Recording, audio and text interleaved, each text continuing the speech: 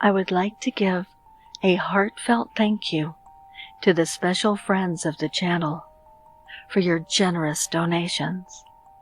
They are really helping the channel to grow. If you would like to help, the link is below in the description. Also, I'd like to thank each and every one of my subscribers for your continued support. It really means the world to me. Thank you. Christmas by the lake. Me and my fiancé decided to spend Christmas at my family's lake house. We arrived during the afternoon on Christmas Eve during a snowstorm, carrying presents, groceries, and a Christmas tree. We took off the sheets on the furniture, put the groceries away, set up the tree, and lit a fire. The cold, dark house quickly felt warm and cozy. We grabbed a blanket, wrapped ourselves up, and sat in front of the fireplace. We began making out, but after a few minutes of intense passion, we were interrupted by a loud noise from upstairs. My fiancé jumped up and screamed. I told her not to worry, that I think I knew what it was, but I'd go check it out to put her at ease and tell her what was going on when I got back.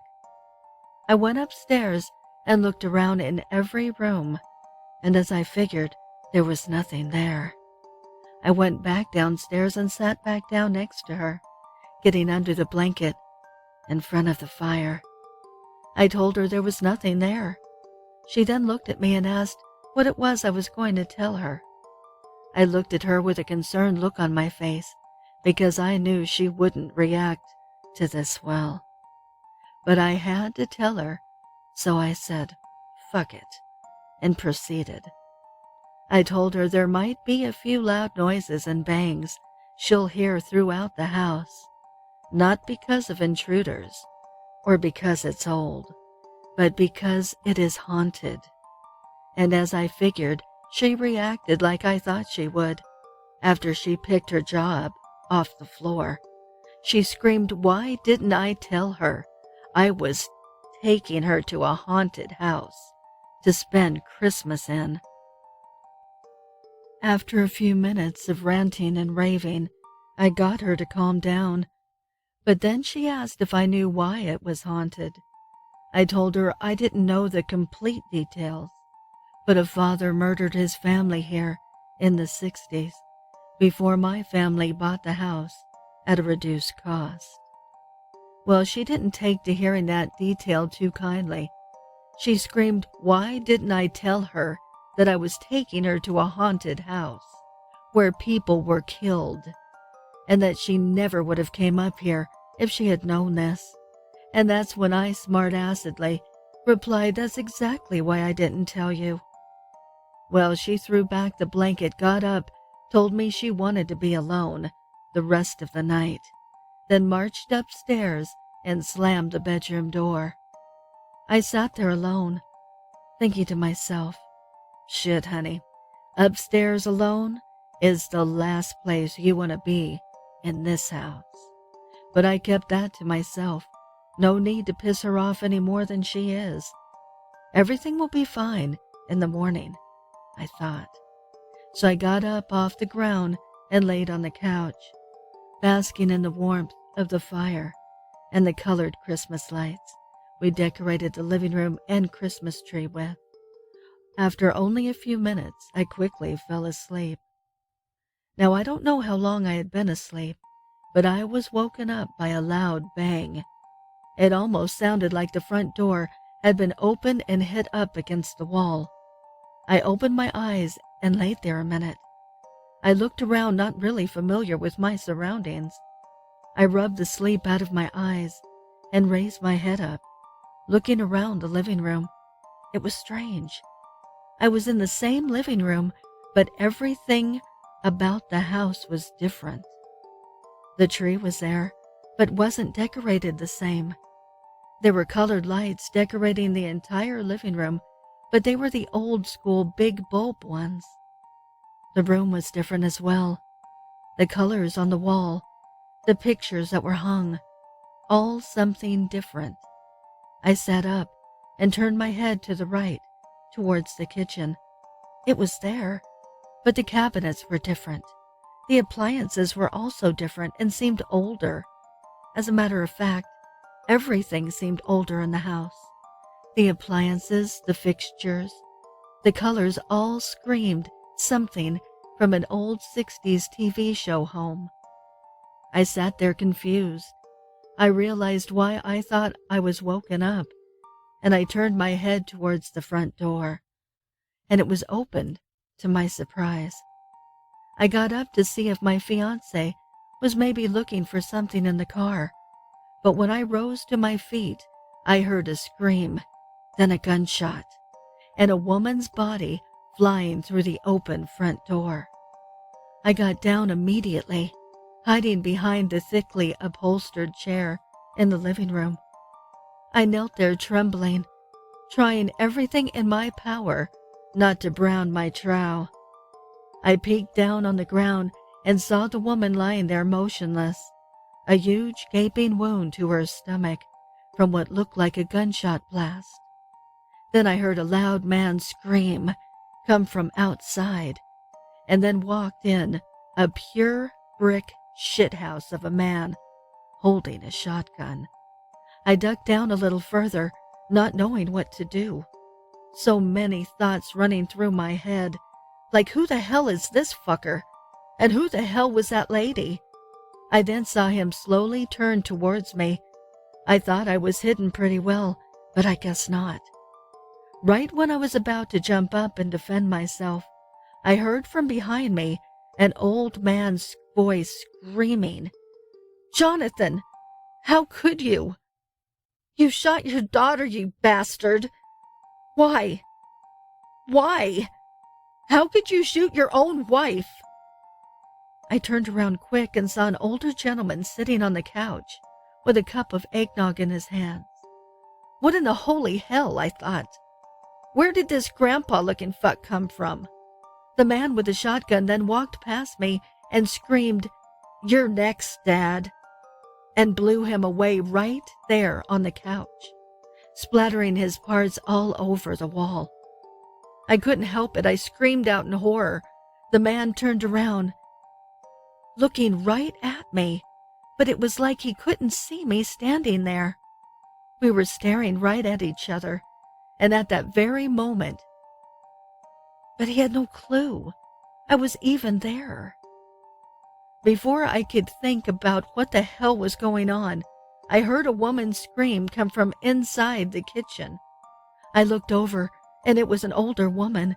She had a sheet of Christmas cookies in her hand.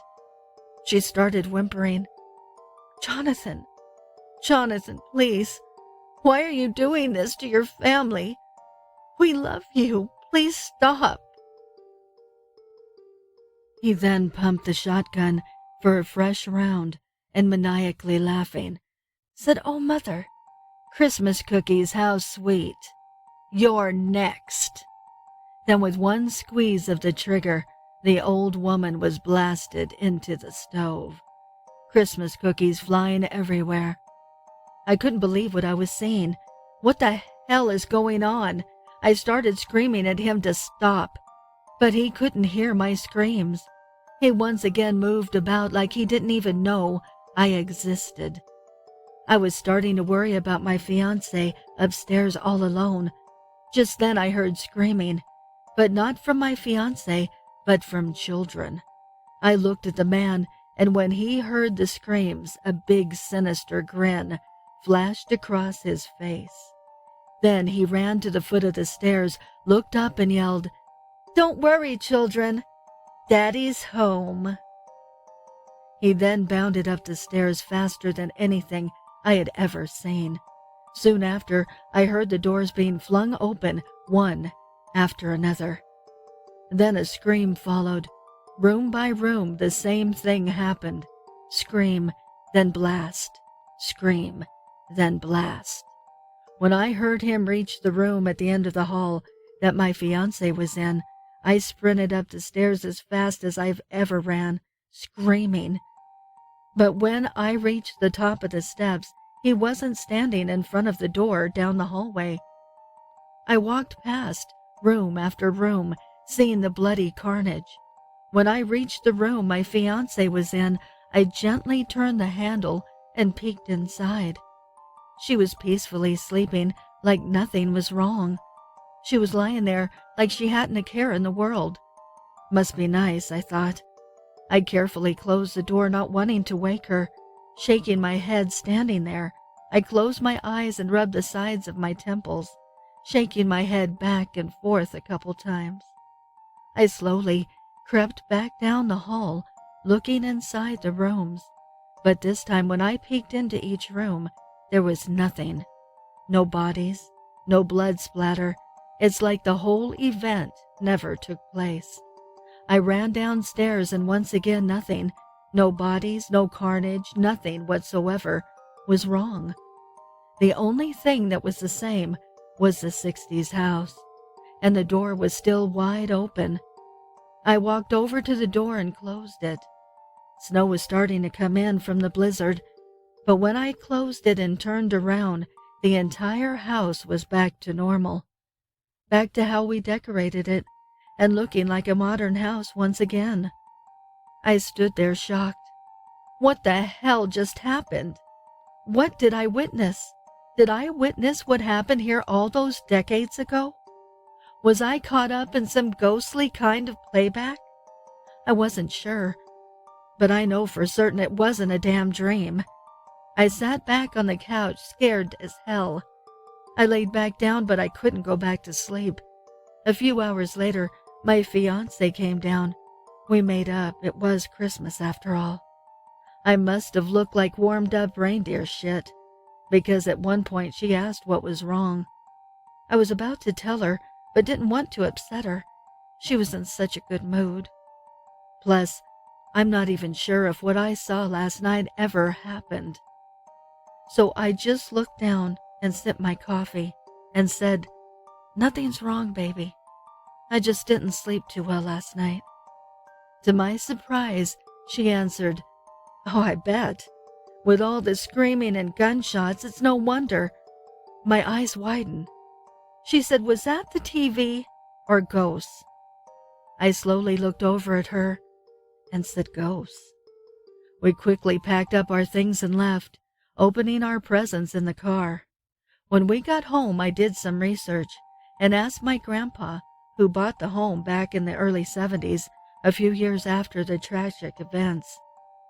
You see, what happened was on Christmas Eve, during a blizzard, in 1967, a man named Jonathan Harkless arrived home drunk after losing his job and proceeded to go around the house and murder his entire family. His wife, in-laws, and 4 children were all brutally massacred, and ever since, the lakeside has been haunted, no matter what my family says. My family still owns the house by the lake, but me, and now my wife, have never been back. Confessions of a Mall Elf Strangler and doing time at San Quinn. I'm Clyde Parker, otherwise known as the Mall Elf Strangler. I'm serving time at San Quinn Penitentiary for strangling some guys. People ask why I did it, and everyone has their theories. Some say I had a troubled childhood or psychiatric problems, and although neither is untrue, there's more to the story. I also did it to relieve boredom and escape a stultifying existence. And I did it to gain control. I won't lie, it was a hell of a rush. But most of all, I did it because my life sucked. I drove a piece of shit van, lived in a ramshackle house, and busted my ass, but could barely afford a McRib. Worse, I had no friends, no dates, no prospects. I was highly unemployable, possessing no discernible skills or talents. Not to mention, I had an IQ below 80 a lazy eye, and a snaggletooth I couldn't afford to fix. So one day, I said, "Fuck my life," bought some rope, and the rest is history. But really, I blame Kevin Drew. He's the reason I got into this mess. Couldn't keep his mouth shut. One night, I was working a night shift at Santa's station, posing for Christmas pictures with the kids. But Kevin, one boy's father, kept pointing and laughing at me, saying, "Nice green tights, asshole. And look at the camera, with both eyes." I bared my teeth, then swallowed my rage as I followed Kevin into the John later. When he stooped over to tie his shoes, I whipped out the rope I kept in my pocket and squeezed it around his neck until his eyes bulged and his face turned indigo. And I was like, "Ha ha ha ha, now he's laughing, asshole." Unfortunately, mall security busted in mid-strangling and called the police. Kids cried and parents spat at me as the cops escorted me out of the mall, handcuffed, and shoved me into the police car. The whole thing was a mess. Kevin still sends me hate letters daily. Dick. Sometimes I write him back, telling him I'm sorry he provoked me, that I shouldn't have lost my temper when he harassed me, whatever makes me sound remorseful and shit. But what Kevin doesn't know is that I'm not really at San Quinn anymore. I hid in the kitchen garbage can earlier and got wheeled out to the dumpster, finding freedom at last. I grabbed the rope, an employee t-shirt I'd stolen from the break room, and hitched a ride to Kevin's house. Now I'm standing on his porch. The wife and kids are gone. Just Kevin home alone. Perfect. A Christmas present. Today I received a present from Santa Claus.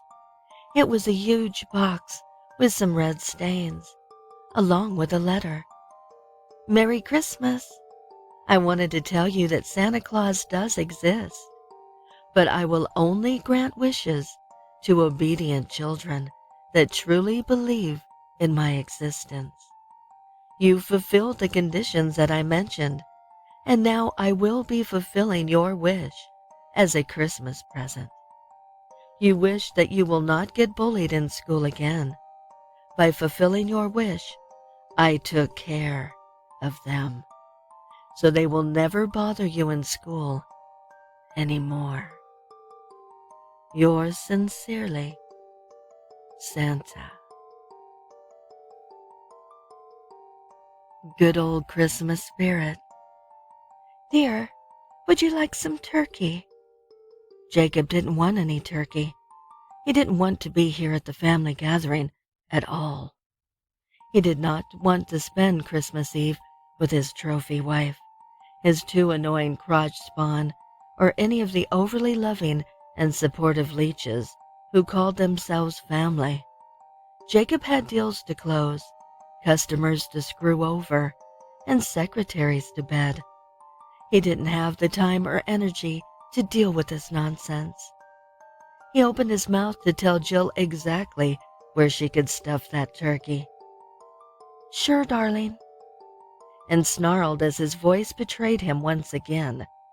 Inward howls of anger as his body reached over to take the offered meat and put it on his plate. It had been like this the entire week. He'd open his mouth to cheat over a customer, and he provided them a good deal instead. He tried to tell that smug underling Jerry to go to hell, but instead the words "Merry Christmas" came pouring out of his lips. And when that pretty young thing wanted to hook up after hours, Jacob couldn't stop himself from saying he was faithful to his wife. Faithful? Jacob couldn't believe that word actually came out of his mouth. Any attempt to be his typical self had failed, replaced with kindness, warmth, and love. And all the while, Jacob burned inside. He seethed, his emotions cooking him from the inside as he smiled. This wasn't right. This was not what he wanted. "It's great you could be here, Dad. Mom said she'd make sure you were here, but you always seem so busy." Jacob's mind stopped at that, even as he puked out some tripe about never being too busy for his son. Wait, there was no way. "Oh, I didn't have much to do. I just used some good old Christmas spirit on your father," Jill said, looking directly into his eyes. Then she winked. "In fact, it's working its magic on him right now." She knew. She did this. Jill did this. If Jacob had been angry before, he was absolutely livid now. He didn't know how, but somehow Jill had done something to him, something that had trapped him within his own mind and caused him be, well, not him. And Jacob swore that if he ever got free, he'd take his wife and cherish her forever. Jacob mentally stopped at that last thought. Wait, no, he wouldn't cherish Jill. She was a backstabbing, wholesome person that he wanted to spend the rest of his life with. No, he didn't. He wanted to spend more time with the kids and watch them grow up. No, what was happening to him? Who knows? If this keeps up, he might become a whole new man. And as those around the table laughed, Jacob's anger turned into horror as he felt the first wellsprings of peace and good will towards others rise up against him. The Sledding Incident. When your son wants to go sledding on Christmas Day, you can't say no. There's no quicker way to ruin the father-son bond than denying your kid a little adventure in the snow. But the hill he dragged me to has a dark history, a dark past involving me. My legs stiffened at the base of the hill. A memory plagues my mind. Sled in hand, Jeremy trudges up the slope. He doesn't know what I did when I was just a teen. I follow him to the top, remembering Ian, the kid who tagged along with my friends. We hated that kid, found him annoying and clingy. "I'm going down." Jeremy smiles at me, and then he is on his way. I return his smile with a fractured one of my own. It's the final time Jeremy will see me. I think back to the day we abandoned Ian. "Car is full. No room," I said to him. "But your mom is going to pick you up." Ian believed us, even though there was no truth behind our words. We figured he'd walk the mile home, pouting and whining. Instead, he stayed, waited, froze. I sit down on my sled, not knowing the horrors that await at the bottom. When I come to a stop, Ian emerges from the snow and jumps on me. He's still just that 16-year-old kid. He shoves my head into the snow, kicks the back of my head repeatedly, crushing my skull. I sit up and look at the top of the hill. Jeremy is ready to go down for a second time, but before he heads down, he looks for me, calls out for his father. He doesn't see me. He is all alone on the hill. I call out for him. I run up the hill and go right through him. Too young to head home on his own, Jeremy waits for me, thinking I must have just walked off for a few minutes. But a cold front arrives. Jeremy shivers and waits. He freezes, and he moves for the last time. I wait for his arrival on the other side, but Jeremy never appears. Only Ian. Christmas will never be the same. If you ever fall asleep on the couch by the tree on Christmas Eve, don't open your eyes until morning. You will never be able to unsee what really happens that night. I woke bleary-eyed to the sounds of slurping and chugging. I looked out to the dining room to find a very large, we're talking the size of a Ford Focus large, man scarfing down the cookies left for Santa. Just as I was about to get up to stop him, he tilted his head back to drink, and I saw a red hat and a white ball on top. Holy crap! This is Santa, I thought. He finished gulping down the milk and began to turn towards the living room. I closed my eyes just enough to see, but also to appear as if I was sleeping. As he walked towards me, the floor creaked with stress. He bent down to my face and looked directly into my eyes, not more than 2 inches away. I could hear the sounds of a gurgling belch rising from the pit of his stomach. He turned and backed away to the tree. Just as he reached it, he began to throw up presents from his mouth. The sound was hideous and disgusting, as present after present was projectile vomited from his insides. Everything was covered in a horrible, undigested chunk-filled slime.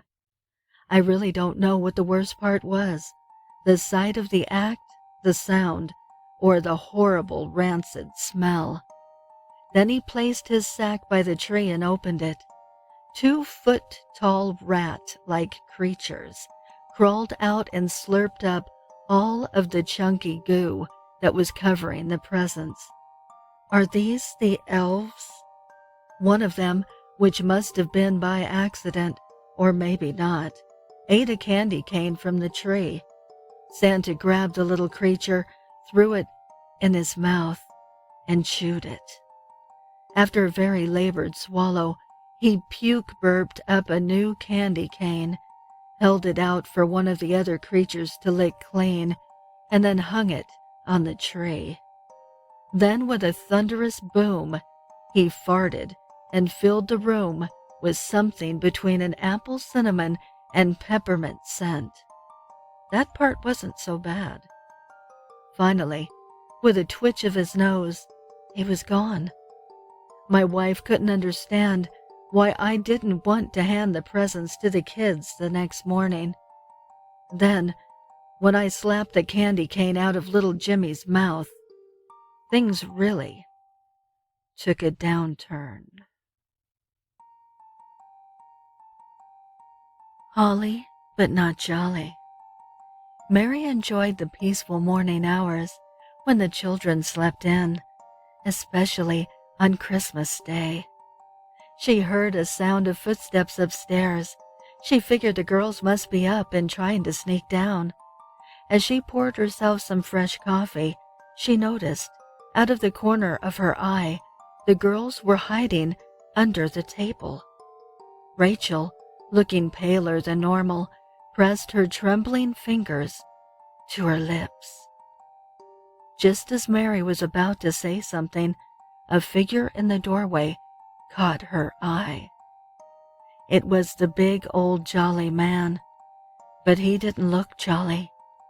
He had her husband's head in his hand, and the only words he spoke were, "Guess who else is on the naughty list?" Santa Claus is coming to town. It's that time of year again. Santa's coming to town. Buy your friends and family gifts to console them for what they've lost. Barricade your windows and doors. Shoot whatever tries to break in. He knows when you're sleeping. He knows when you're awake. He knows when you are running from him. Just know there's no escape. If you hear something on your roof, get out. Get out now. If you hear tiny people running across the hallway, try to escape. If you hear a big pair of heavy boots clunking down the hallway, it's too late. Ho ho ho, he bellows. Just wish for a Christmas miracle. Wish with all your heart you survive, because you sure as hell won't if you've been naughty.